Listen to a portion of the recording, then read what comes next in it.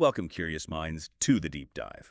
We're the place where we, plunge right into the heart of complex topics. Our goal, to plot those crucial insights that help you make sense of, this incredibly intricate world we live in. Today, we're venturing into a really fascinating, sometimes pretty volatile world, market dynamics. And specifically, we're focusing on how these huge forces, think global industrial demand, or even, the unexpected power of everyday people acting together, how they can massively shape the price of something seemingly simple, like silver. So our mission today, our deep dive, it's pretty clear. We want to unpack this whole concept of a silver squeeze. We're going to look at its surprising past, really dissect the mechanics, what makes it tick, and then the big question. Explore the very real possibility, maybe probability, of it happening again. And look, this isn't just a dry story about commodity markets. It's actually a compelling narrative. Physical assets, financial instruments clashing.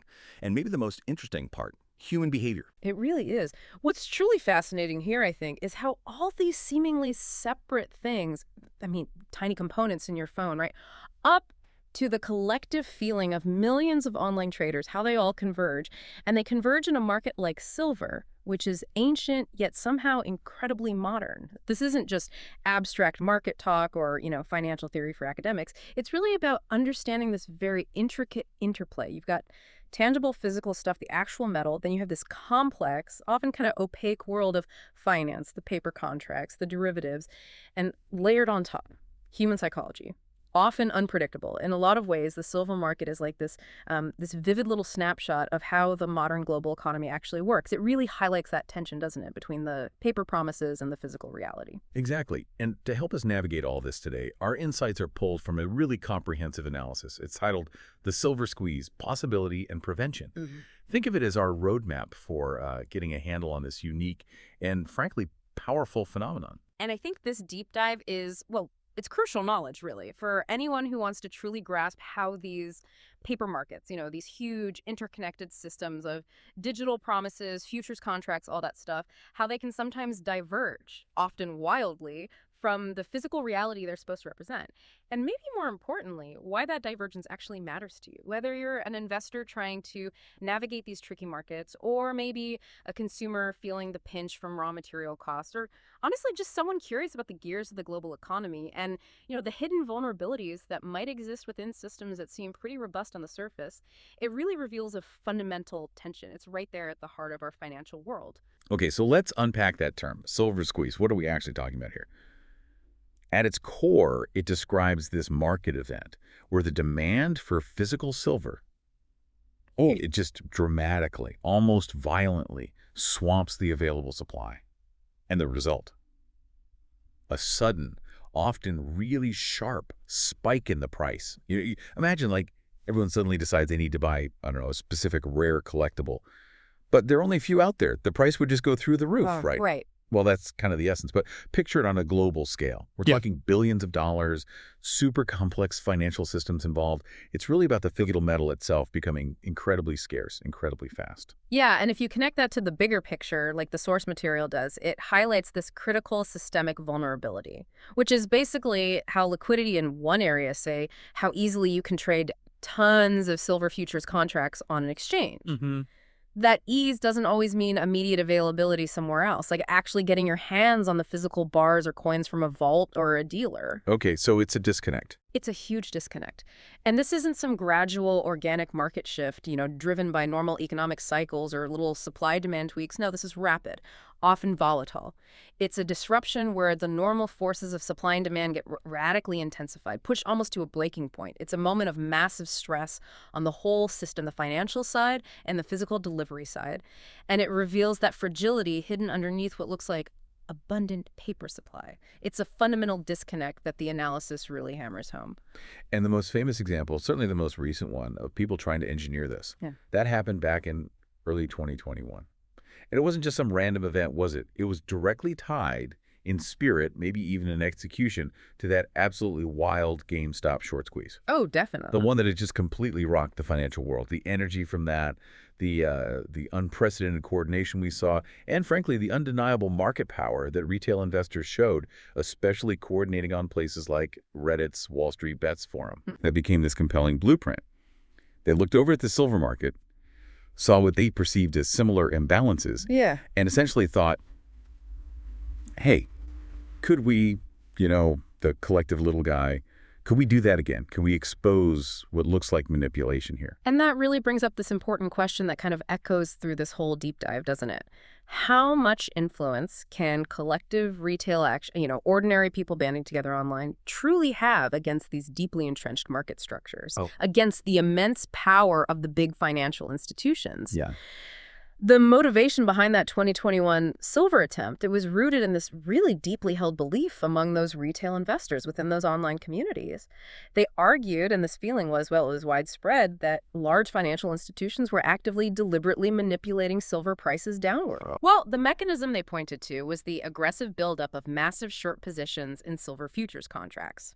They believed this practice was artificially suppressing prices, keeping the metal's value way below where it should be based on physical fundamentals. Okay. So for this retail movement, it wasn't just about making a quick buck. It was almost seen as a crusade, right? To expose that alleged manipulation and hopefully counteract it, to finally let what they saw as the real fair price of silver emerge.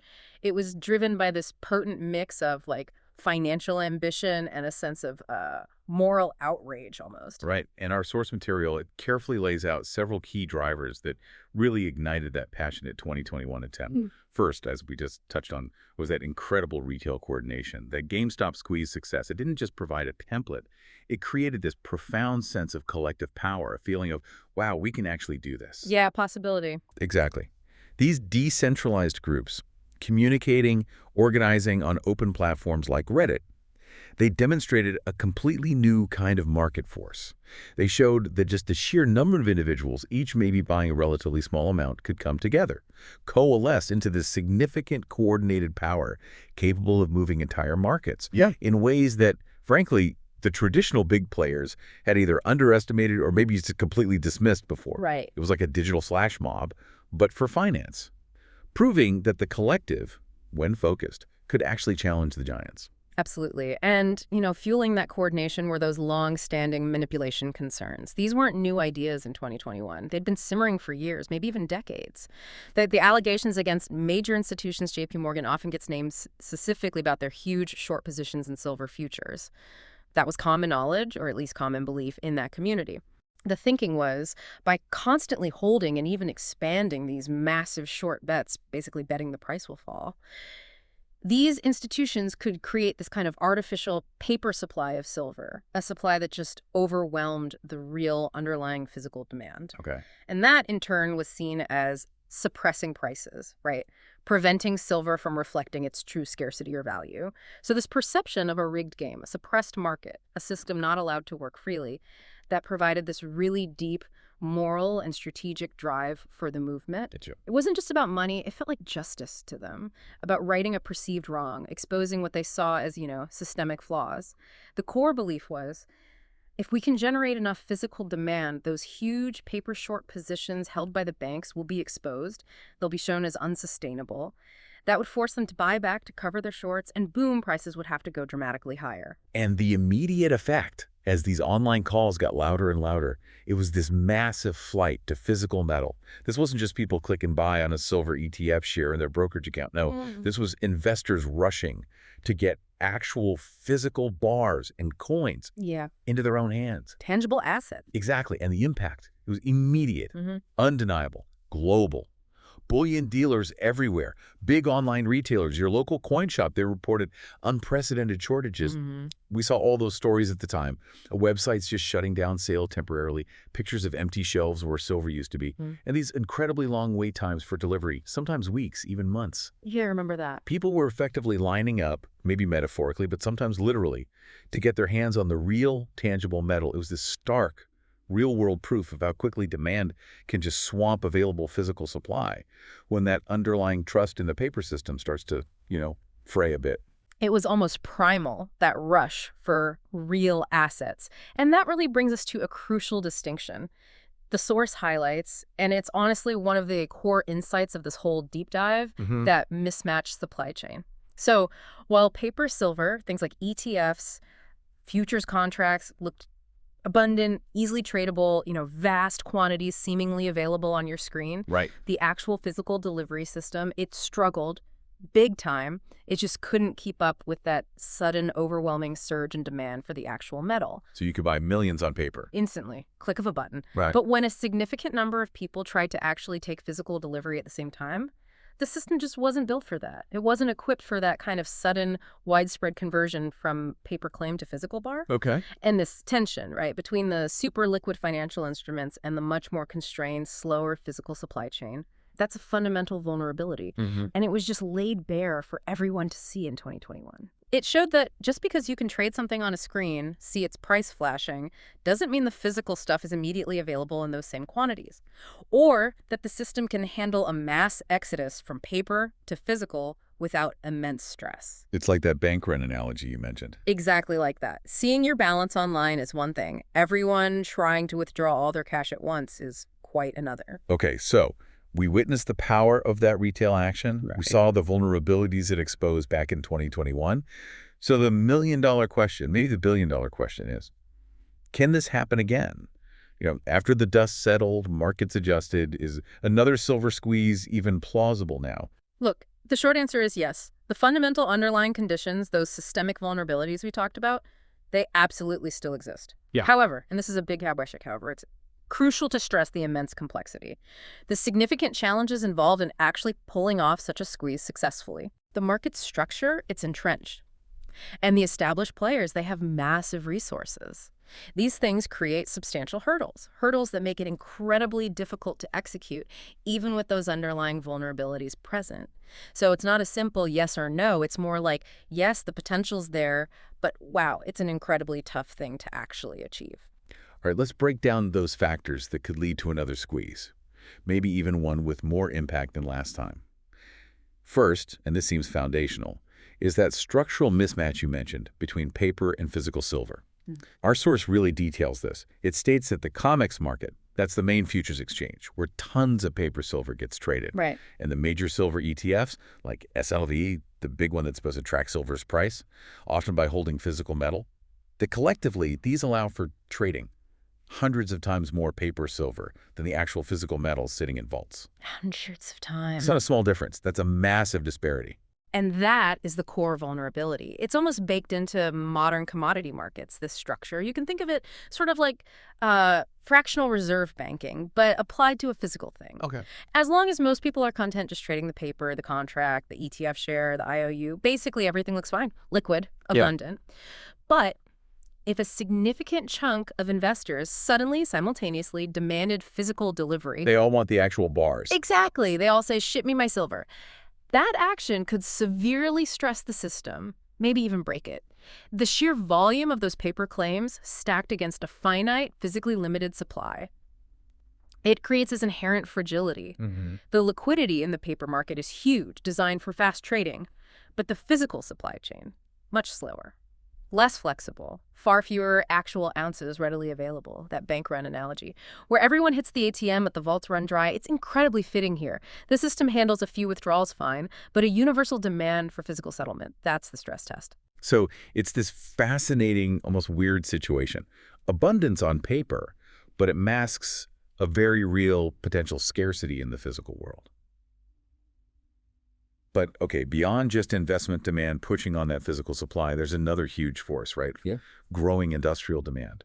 So what does this mean for silver outside of just being, an investment or money? It gets overlooked sometimes, but silver is absolutely critical for so many modern technologies driving change right now. Oh, completely. Silver isn't just a pretty metal for jewelry or coins anymore. I mean, it still is, but it's also this indispensable, highly functional industrial workhorse. It has unique properties. Like what? Unparalleled electrical and thermal conductivity. Plus, it's malleable, ductile, you can shape it easily. That makes it irreplaceable in tons of high-tech applications. It's absolutely crucial in solar panels. It's a cornerstone of the whole renewable energy revolution. Every new gigawatt of solar power needs significant amounts of silver paste. Yeah. It's vital for electric vehicles, which are obviously booming. Silver's used in electrical contacts, battery components, because it conducts electricity so well. It's integral to 5G technology, enabling faster wireless comms. And it's in countless everyday electronics, your smartphone, your computer, medical devices, smart home gadgets. It's everywhere. Right. And that global green energy push alone. With these ambitious goals for decarbonization, electrification, that's projected to cause a massive, sustained increase in industrial silver demand over the coming decade. This isn't speculation, it's a direct result of policy shifts and tech trends already underway. And that surging industrial demand, it adds another layer of vulnerability, doesn't it? A compounding factor. If the world needs more and more silver for all these critical things, Yeah. then any hiccup in the supply chain, that could make things even tighter, pushing prices up, stressing the physical market even more. Precisely. Any disruption to mine supply, for instance, could really exacerbate an already tightening market. It could create this potent mix for price volatility. And we're talking about a whole range of potential issues here. It's like, Prolonged labor strikes at major mines in key areas, geopolitical instability, civil unrest, and top producers think Mexico, Peru, China. They're huge. Or even just new environmental regulations, higher mining taxes, things that impact extraction rates, operational costs, could lead to mine closures, reduced output. these aren't just theoretical risks, then. Not at all. These are real-world risks that could severely constrain the physical supply of silver, right at the time when industrial appetite is growing fast and shows no signs of stopping. So you've got this dual pressure, relentless industrial demand pulling on one side, and the potential for supply shocks squeezing from the other. That creates a fundamentally bullish long-term picture for physical silver, which could definitely contribute to the conditions needed for a squeeze. Okay, next factor. Let's look at the actual stockpiles. The source points to declining above-ground inventories. So it's not just about what's being dug up each year, but what's already sitting in vaults around the world, supposedly ready for sale or delivery. That stockpile is like a buffer, right? And apparently, it's shrinking. That's right. And it's a really significant signal of tightening supply. The data from COMEX registered silver inventories, that's the specific category of physical silver held in exchange-approved vaults ready for immediate delivery against futures contracts. Okay. Those inventories have shown a steadily declining trend over the last few years. Not just a blip. No, a consistent drawdown. Yeah. When those registered stocks fall, it means the readily accessible buffer of physical metal is getting smaller. Fewer ounces are immediately available to fulfill paper contract demands. Now, this decline could be due to a mix of things. Strong industrial use, eating up supply faster than mines produce it, maybe increased investor hoarding taking metal out of the system. Even producer hedging strategies might play a role, but the consequence is the same: less immediately available physical metal. So if investors, for whatever reason, decided to start pulling physical silver out again in large quantities. Like in 2021. Exactly. The remaining registered inventory might simply not be enough to meet that demand. It definitely raises this important question about how robust, how resilient that readily available supply really is, especially if that paper-physical mismatch gets even wider. It's a key data point. Anyone seriously watching silver keeps a close eye on those COMEX registered numbers. And then, sort of zooming out, there's the bigger economic picture, which often pushes people towards tangible assets, right? Things like inflation, concerns about currency debasement. We've all felt rising prices lately. But how does that broader economic uncertainty directly connect to silver possibly being squeezed? Well, in times of significant economic uncertainty, especially if you have persistent high inflation or if people start losing faith in fiat currencies. You mean regular government money, not backed by gold or silver? Exactly. Government-issued money. If that starts to look weak, maybe through continued quantitative easing, central banks pumping money into the system, or just huge government deficits eroding purchasing power, people instinctively look for hard assets to store value. It's a historical pattern. And silver, alongside gold, has historically, for millennia really, been seen as that traditional, reliable hedge, protection against currency losing value, against economic turmoil. So if people start losing faith in their dollars, euros, whatever, if they see their savings getting eaten away by inflation, they often flock to tangible assets, things that have held value through centuries. A widespread flight to safety, driven by that desire to preserve wealth in real terms, could significantly boost investment demand for physical silver as an alternative way to preserve wealth, and that just adds another layer of pressure onto that physical market. Okay, and finally, we just can't ignore it. The enduring power, maybe even evolving power, of social media coordination. It was the undeniable spark for the 2021 attempt, and it hasn't exactly disappeared, has it? If anything, it seems more sophisticated now. Not at all. It hasn't gone anywhere. Far from fading, that ability for people to coordinate online has evolved. Platforms like Reddit, Telegram, X, what used to be Twitter, They are still incredibly active forums. People discussing market imbalances, alleged manipulation, potential investment plays in silver, and lots of other assets too. Right. That same kind of decentralized collective intelligence, that rapid spread of information that drove GameStop in the first silver attempt, it's still very much alive, maybe even more refined in some ways. So if a new, really compelling catalyst emerged, maybe something undeniable happens in the physical market, or there are renewed, highly publicized concerns about institutional actions. Yeah. And if momentum builds quickly in those online communities, retail participation could spike again, suddenly, dramatically. And that could easily kick off another coordinated attempt at a squeeze, leveraging those same network effects that were so powerful just a few years back. Yep. The potential for rapid, widespread mobilization of capital, even if each person's contribution is small, that remains a significant, almost revolutionary factor in markets today. Okay, so we've laid out a pretty compelling case for why another squeeze could happen. We've detailed these multiple converging factors that seem to be setting the stage. But like you said, it's not a sure thing. Markets are complex beasts. There are formidable forces pushing back on the other side. So what are the big hurdles? What could fundamentally prevent another silver squeeze, even with all those potential catalysts bubbling away? Yeah, that's the essential other side of the coin, isn't it? And the source material gives it weight.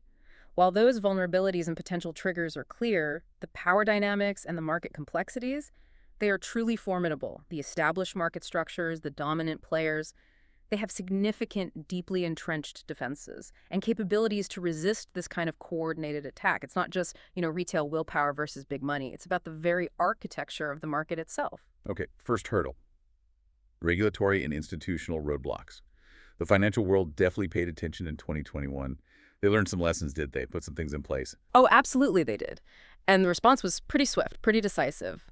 After those unprecedented events, regulators, key brokerage firms, Robinhood was a big name mentioned. Yes. They put various measures in place specifically designed to limit retail buying of silver-related assets, especially during those periods of extreme volatility. So they can basically hit the brakes. Effectively, yes. It wasn't just a one-off reaction. It shows this proactive stance by the establishment to prevent future squeezes like that. Restricting access, increasing margin requirements, things like that. Powerful brakes. And beyond that, you've got the big players themselves, the large banks, the hedge funds, the market makers operating right at the core of these huge markets. They possess, as the source says, deeper resources, which means immense capital and just enormous market influence. Yep. They have the financial firepower, the sophisticated trading tech, the algorithms, access to vast pools of liquidity. They can absorb or quickly counter significant buying pressure coming from retail. Often they can simply outlast or outmaneuver these more fragmented retail efforts. Sustained pressure becomes incredibly difficult for the retail side to maintain. They can absorb losses, push back strategically in ways retail groups just can't match over the long haul. And that ties right into the next point. Yeah. The sheer size of that paper market, it's just colossal, isn't it? Mhm. When you're talking hundreds of times more paper than physical, that was create an almost insurmountable wall of liquidity to push against. It is truly massive. And crucially, as the analysis points out, it's highly leveraged. The futures market, the ETF market for silver, they're incredibly vast. They dwarf the physical supply that's actually available for delivery. So trying to unwind any alleged manipulation, assuming it exists to the extent some believe that would require billions in capital. Billions, not millions. Yeah. Billions. With a B, that's a scale of financial firepower that's just far beyond what even the most coordinated, most passionate retail efforts have historically managed to gather. Or, maybe more importantly, sustain over time. Right. It's often described like trying to drain an ocean with a teacup. The sheer volume of existing paper contracts, the capital needed to actually demand delivery of all those theoretical ounces, it makes a full physical squeeze extraordinarily challenging. Plus, there's a unique thing about silver compared to gold. Central banks generally don't stockpile silver. Ah, interesting. Gold is a reserve asset for countries. Exactly. Gold is a strategic reserve for many nations that creates this constant, deep, often growing source of demand from national treasuries. It underpins the gold price. Silver. It doesn't have that same systemic pressure from governments needing to hold the physical metal as a reserve. And that removes a key source of really robust long-term demand and large-scale physical buying that you see in gold, demand that could potentially help fuel a successful squeeze. Okay, and finally, there's maybe a more human element at play. Retail fatigue. Sounds simple, but the experience of losing money. That can be a powerful disincentive, right? It is, absolutely, a very powerful psychological factor. Many retail investors who jumped in enthusiastically during the 2021 squeeze attempt, they ended up losing money. The price spiked on that initial frenzy, but then it retreated pretty quickly. Yeah. That direct experience of financial loss, often significant for individual accounts, can be a potent, lasting deterrent. So without a really significant new motivation or a clear, undeniably powerful new catalyst, or maybe a compelling story that overcomes the memory of those past losses, coordinated retail action might simply lack the broad, sustained participation it needs for a successful, long-lasting squeeze. People remember getting burned. Exactly. The memory of past losses can definitely temper enthusiasm, create caution, deter future involvement. It makes it harder to reignite that initial fire, that widespread momentum we saw in 2021. People learn. And sometimes those lessons are painful enough to change future behavior, change the willingness to jump into high-risk, coordinated plays. That collective memory creates a natural headwind. Okay, so putting it all together. For you, listening right now, the curious learner wanting to understand this better, if you want to gauge the chances of a future silver squeeze, what should you actually be watching? What are the practical signs, the actionable indicators from our source material that can give you a real-time pulse on these underlying market tensions? Yeah, there are definitely a few specific, actionable things you can monitor. Things that provide real insights into the market stress levels and the potential for a squeeze. Firstly, keep a very close eye on those COMEX inventories, specifically the registered category we talked about. The stuff ready for delivery. Exactly. Are those registered inventories continuing their downward trend? Or are they stabilizing? Maybe even increasing? A sustained decline there is a key, undeniable indicator of physical supply getting tighter. It signals less physical silver is immediately available to back up the paper contracts. It's a direct measure of that buffer shrinking. And what about the price you actually pay for silver, not just the headline spot price? You mentioned premiums earlier. Right, that leads straight to the second indicator. Mm. Watch silver premiums.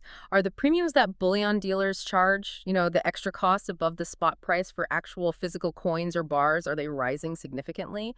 This is a direct, real-time signal of physical shortages hitting the retail market. Because dealers have to pay more to get it. Precisely. When demand for physical products way outstrips the immediate supply, dealers have to charge higher premiums. It reflects that scarcity, the increased difficulty and cost of sourcing the metal. Normal premiums might be, say, a few percent. But during stress periods, they can jump 10%, 20%, maybe even higher. It's often one of the earliest, clearest signs of physical market stress. Okay, and those big ETFs, like SLV, we talked about them being part of the paper market, but can their movements tell us something more? What should we look for there? They absolutely can, and it's a crucial signal to watch. You want to look for sustained ETF outflows. Specifically, are large investors redeeming their shares in these big silver ETFs like SLV for physical silver delivery, rather than just trading the paper shares back and forth on the stock exchange? So they're actually pulling metal out of the ETF's vault. Exactly. When institutions or very large holders demand physical delivery by redeeming shares, it directly reduces the amount of silver held in that ETF's vaults. It shows a strong preference for holding the actual metal over just its paper representation, and it can be a significant drain on those reported inventory numbers. This is a much more significant signal than just high trading volume. It reflects a real shift from paper claims to actual physical demand, often at an institutional scale. What about the source, where the new silver actually comes from? Yeah. Any red flags on the supply side? Precisely. You need to watch mine output too. That's another critical factor. Are there any significant widespread disruptions happening in production, especially from the top silver-producing countries? Mexico, Peru, China again. Like those strikes or regulations you mentioned. Exactly. Things like prolonged labor strikes, new restrictive government rules hitting mining operations, maybe severe weather events, unforeseen geological problems at major mines. Any of those could seriously curtail the global silver supply, and such disruptions would tighten the market significantly from the production side, creating a deficit that could quickly eat through those existing above-ground stocks. Yeah. So, yeah, monitoring global mining news for those kinds of events is key. Okay, and finally, the overall demand picture. Is it just investment demand we should watch, or is it broader than that when thinking about squeeze potential? It's both, really. And often it's the combination, the confluence, that creates the critical mass needed. So pay attention to broad demand surges. Is there a noticeable sharp increase happening in either industrial demand, maybe driven by an even faster rollout of green tech than expected? Hmm. or a sudden widespread surge in investor demand for physical silver, perhaps triggered by worsening economic fears, a loss of faith in currencies, a broader flight to safety. A significant sustained jump in both these demand categories, especially if it starts clearly outpacing new supply coming from mines, that would be a very strong indicator of increasing squeeze potential, because it's attacking that available physical supply from multiple angles at once. So bringing this all together, what does it all mean for you? Our deep dive into the silver squeeze, possibility and prevention. It really reveals this complex, multi-layered picture. A market definitely under pressure. It's clearly not a simple case of if or when, is it? It's more like this nuanced interplay of powerful, often opposing forces. You're absolutely right. A future silver squeeze, it is indeed possible. Those underlying structural vulnerabilities we've discussed, they're real. But it is by no means guaranteed. The analysis from our source material makes that pretty clear. The setup exists. You've got that fundamental tension, tight physical supply, rising industrial use, pushing demand, and this persistent underlying distrust of paper markets among certain investors who are always watching for manipulation. Right. However, the actual execution of a squeeze, Yeah. that's demonstrably much harder. We've seen the sheer size, the incredible leverage, the complexity of the global silver market, especially that paper derivative side, and the overwhelming power of the institutional players. It all makes the market inherently resistant to that kind of short-term, fragmented retail pressure. It's a giant, deeply interwoven financial machine. And it's incredibly difficult to move, let alone break, with a single uncoordinated push. But let's just imagine for a second. What if the right combination of these factors, the very ones we've laid out, what if they all converged simultaneously and with unprecedented intensity? What if industrial demand surges way beyond projections at the same time as unforeseen geopolitical events cripple mine supply? While a persistent, maybe re-energized retail movement fueled by some new catalyst aligns perfectly with a dramatic, continued drop in physical inventories worldwide. For a perfect storm scenario. Exactly. Our source suggests that under those kinds of extreme perfect storm circumstances, a silver squeeze could not only come back, but potentially with, and I'm quoting here, even more dramatic impact and unforeseen consequences than before. And that really does raise this important, maybe unsettling question for all of us to think about.